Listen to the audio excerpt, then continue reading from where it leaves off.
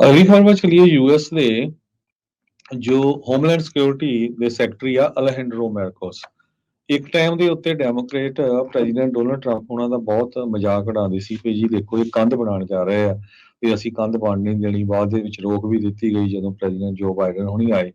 ਹੁਣ ਅੱਜ homeland security ਦੇ ਸੈਕਟਰੀ ਅਲੈਜੈਂਡਰੋ ਮਾਰਕੋਸ ਉਹਨਾਂ ਨੇ ਇਹ ਕਿਹਾ ਆ ਵੀ ਬਹੁਤ ਹੀ ਅਕਿਊਟ ਤੇ ਇਮੀਡੀਏਟ ਨੀਡ ਹੈਗੀ ਆ ਬਾਰਡਰ ਵਾਲ ਬਣਾਉਣ ਦੀ ਸਦਰਨ ਟੈਕਸਸ ਦੇ ਵਿੱਚ। ਤੇ ਉਹਨਾਂ ਨੇ ਕਿਹਾ ਵੀ ਬਹੁਤ ਹਜ਼ਾਰਾਂ ਦੀ ਗਿਣਤੀ ਦੇ ਵਿੱਚ ਲੋਕ ਆ ਰਹੇ ਆ, ਇਸ ਕਰਕੇ ਸਾਨੂੰ ਜਿਹੜੀ ਇਹ ਕੰਧ ਆ ਵਾਲ ਆ ਉਹ ਬਣਾਉਣੀ ਪੈਣੀ ਹੈਗੀ ਆ। ਦੂਸਰੇ ਪਾਸੇ ਮੈਕਸੀਕੋ ਦਾ ਜਿਹੜੇ ਪ੍ਰੈਜ਼ੀਡੈਂਟ ਆ ਉਹਨਾਂ ਨੇ ਇਹ ਕਿਹਾ ਵੀ 10,000 ਮਾਈਗ੍ਰੈਂਟ ਪਰ ਡੇ ਯੂਐਸ ਬਾਰਡਰ ਨੂੰ ਹੈਡ ਹੋ ਰਹੇ ਆ। ਸੋ ਉਹਨਾਂ ਨੇ ਕਿਹਾ ਵੀ ਜਿਹੜੀਆਂ ਯੂਐਸ ਨੇ ਸੈਂਕਸ਼ਨਸ ਲਾਈਆਂ ਹੋਈਆਂ ਕਿਊਬਾ ਦੇ ਉੱਤੇ, ਇਹਦੇ ਕਰਕੇ ਲੋਕ ਆ ਰਹੇ ਹੈਗੇ ਆ। ਤੇ ਵੈਨਜ਼ੂਏਲਾ ਦੇ ਉੱਤੇ ਵੀ ਸੈਂਕਸ਼ਨਸ ਲੱਗੀਆਂ ਹੋਈਆਂ ਹੈਗੀਆਂ। ਪ੍ਰੈਜ਼ੀਡੈਂਟ ਐਂਡਰੇ ਮੈਨੂਅਲ ਲੋਪੇਜ਼ ਓਬਰਾਡੋਰ ਉਹਨਾਂ ਨੇ ਇਹ ਕਿਹਾ ਵੀ ਪਹਿਲਾਂ 6,000 ਮਾਈਗ੍ਰੈਂਟ ਹਰ ਰੋਜ਼ ਕ੍ਰਾਸ ਕਰਦੇ ਸੀ ਮੈਕਸੀਕੋ ਤੋਂ ਯੂਐਸਏ ਨੂੰ। ਹੁਣ ਇਹ ਜੇ ਫਿਗਰ ਹੈ 10,000 ਤੱਕ ਪਹੁੰਚਣ ਜਾ ਰਹੇ ਹੈਗੇ ਆ। ਲੋਪੇਜ਼ ਓਬਰਾਡੋਰ ਕੋਲੰਬੀਅਨ ਪ੍ਰੈਜ਼ੀਡੈਂਟ ਗੁਸਟਾਵੋ ਪੈਟਰੋ ਦੇ ਨਾਲ ਗੱਲਬਾਤ ਕਰ ਰਹੇ ਸੀ ਤੇ ਉਹਨਾਂ ਨੇ ਅਮਰੀਕਾ ਨੂੰ ਬਲੇਮ ਕੀਤਾ ਵੀ ਤੁਹਾਡੀਆਂ ਪਾਲਿਸੀਆਂ ਕਰਕੇ ਵੈਨਜ਼ੂਏਲਾ ਤੇ ਕਿਊਬਾ ਦੇ ਵਿੱਚ ਜੋ ਹੈਗੀਆਂ ਆ ਮਿਸਮੈਨੇਜਮੈਂਟ ਤੇ ਪੋਲੀਟੀਕਲ ਰਿਪਰੈਸ਼ਨ ਕਰਕੇ ਲੋਕ ਅਮਰੀਕਾ ਨੂੰ ਆ ਰਹੇ ਆ, ਉਹਨਾਂ ਮੁਲਕਾਂ ਨੂੰ ਛੱਡ ਕੇ। ਜੀ। ਅਗਲੀ ਜਿਹੜੀ ਗੱਲ ਕਰਦੇ ਜਾਈਏ, ਗਵਰਨਰ ਗੈਵਿਨ ਨਿਊਸਮ ਨੇ ਉਸ ਕੈਲੀਫੋਰਨੀਆ ਦੇ ਲਾਅ ਨੂੰ ਰਿਪੀਲ ਕਰ ਦਿੱਤਾ ਜਿਸ ਦੇ ਨਾਲ ਉਹਨਾਂ ਡਾਕਟਰਸ ਨੂੰ ਸੈਂਸਰ ਕੀਤਾ ਗਿਆ ਸੀਗਾ ਜਿਹੜੇ ਕੋਵਿਡ-19 ਦੀ ਕੇਅਰ ਦੇ ਰਹੇ ਸੀਗੇ। ਇਹ ਜਿਹੜਾ ਕਾਨੂੰਨ ਆ ਉਹ ਤਕਰੀਬਨ ਸਾਲ ਤੱਕ ਰਿਹਾ, ਸਾਲ ਤੋਂ ਘੱਟ ਹੀ ਜਿਹੜਾ ਹੋ ਰਿਹਾ ਆ।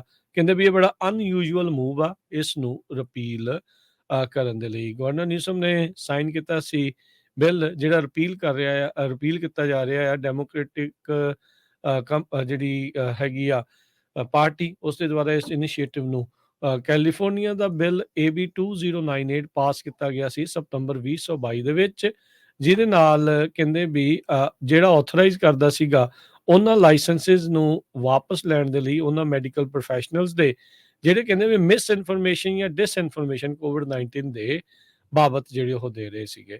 ਹੁਣ ਆਪਾਂ ਨੂੰ ਪਤਾ ਅੱਜ ਸਵੇਰੇ ਵੀ ਆਪਾਂ ਖਬਰ ਕਰ ਰਹੇ ਸੀਗੇ ਵੀ 75,000 ਕਾਈਜ਼ਰ ਪਰਮਾਨੈਂਟੀ ਦੇ ਇੰਪਲੋਈ ਉਹ ਸਟ੍ਰਾਈਕ ਦੇ ਉੱਤੇ ਜਾ ਰਹੇ ਆ। ਮੈਡੀਕਲ ਸਟਾਫ ਦੀ ਆਲਰੇਡੀ ਸ਼ਾਰਟੇਜ ਚੱਲ ਰਹੀ ਆ। ਬਹੁਤ ਸਾਰੇ ਡਾਕਟਰਸ ਇਸ ਦੇ ਕਰਕੇ ਜੇ ਉਹਨਾਂ ਦੇ ਲਾਇਸੈਂਸਿਸ ਰੱਦ ਹੋ ਗਏ ਆ ਤਾਂ ਉਹ ਪ੍ਰੈਕਟਿਸ ਨਹੀਂ ਕਰ ਸਕਦੇ।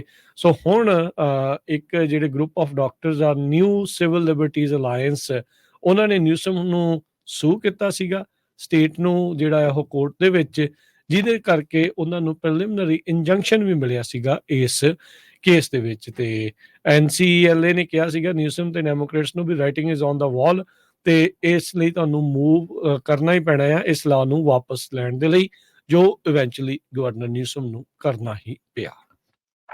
ਕਹਿੰਦੇ ਵੀ ਨਿਊਯਾਰਕ ਦੇ ਵਿੱਚ ਕਿੰਗਸ ਕਾਉਂਟੀ ਹਸਪੀਟਲ ਦੇ ਲਾਗੇ ਇੱਕ ਯੂਐਸ ਦੇ ਐਕਟਿਵਿਸਟ ਆ ਰਾਇਨ ਕਾਰਸਨ, ਉਹ ਜੋ ਕ੍ਰਾਈਮ ਵੱਧ ਰਿਹਾ ਹੈਗਾ ਉਹਦੇ ਮਾਮਲੇ ਦੇ ਵਿੱਚ ਐਕਟਿਵਿਜ਼ਮ ਕਰਦੇ ਸੀ ਹੋਮਲੈਸਨੈਸ ਨੂੰ ਕੰਟਰੋਲ ਕਰਨ ਦੇ ਲਈ, ਤੇ ਉਹ ਖੁਦ ਹੀ ਜਿਹੜਾ ਆ ਇਸ ਦਾ ਸ਼ਿਕਾਰ ਹੋ ਗਏ।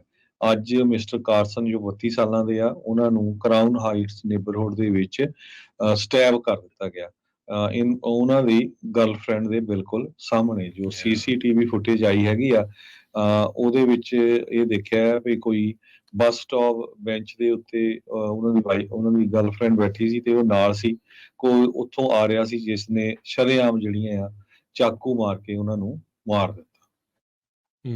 ਜੀ ਬਿਲਕੁਲ, ਵੀਡੀਓ ਦੇਖੀ ਆ, ਉਹ ਬੜਾ ਹੀ ਘਿਨਾਉਣਾ ਜਿਹਾ ਮੰਜ਼ਰ ਜਿਹੜਾ ਆ ਉਹ ਬਣ ਜਾਂਦਾ ਆ।